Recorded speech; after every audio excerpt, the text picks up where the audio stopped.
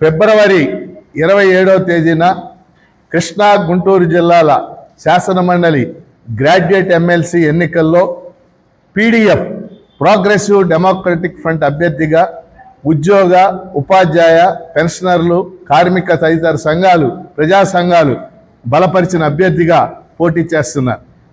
2007లో శాసన మండలి తిరిగి పునరుద్ధరించిన తరువాత ఆ రోజు గెలుపొందినటువంటి 7గురు స్వతంత్ర అభ్యర్థులం మేము పీడీఎఫ్ అనే గ్రూప్గా ఏర్పడ్డాం, ప్రోగ్రెసివ్ డెమోక్రటిక్ ఫ్రంట్గా.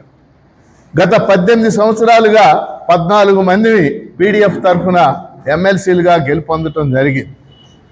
మేము పార్టీలకు అతీతంగా పనిచేస్తూ ఉద్యోగులు, ఉపాధ్యాయులు, పెన్షనర్లు, కార్మికులు, కాంట్రాక్ట్ ఉద్యోగులు, అవుట్సోర్సింగ్ ఉద్యోగులు, నిరుద్యోగులు, అంగన్వాడీలు, ఆశాలు, కౌలు రైతులు ఇలా ఎవరి సమస్యలు ఉన్నప్పటికీ కూడా శాసన మండలిలో ఆ సమస్యలను ప్రాతినిధ్యం చేశాం.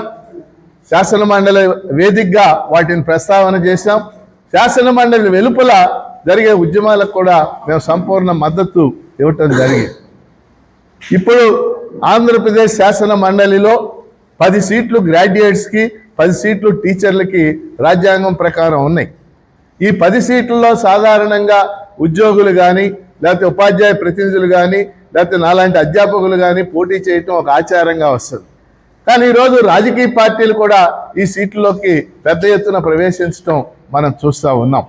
అందుకని ఈ నేపథ్యంలో నేను ప్రోగ్రెసివ్ డెమోక్రటిక్ ఫ్రంట్ అభ్యర్థిగా పోటీ చేస్తున్నటువంటి నేను కృష్ణా గుంటూరు జిల్లాల్లో ఉన్నటువంటి గ్రాడ్యుయేట్ ఓటర్లందరూ 27న తమ తొలి ప్రాధాన్యత ఓటు నాకు వేసి గెలిపించాలని కోరుతున్నాను.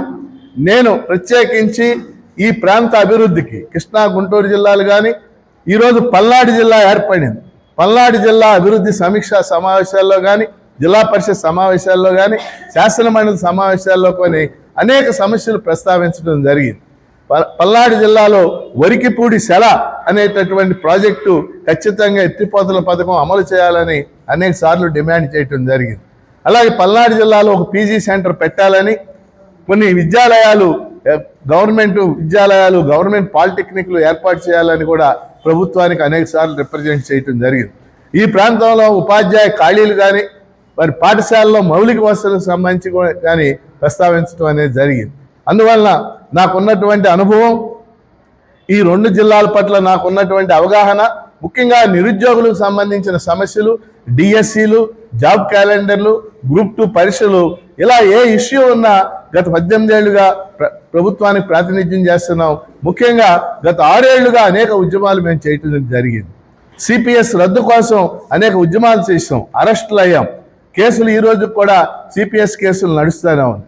అందువల్ల ఈ 2 జిల్లాల్లో ఉన్నటువంటి గ్రాడ్యుయేట్ ఓటర్లు కూడా 27వ తేదీన తమ తొలి ప్రాధాన్యత ఓటు కెఎస్ లక్ష్మణరావు పీడీఎఫ్ అభ్యర్థిగా నాకు వెయ్యాలని హృదయపూర్వకంగా అభ్యర్థిస్తున్నారు.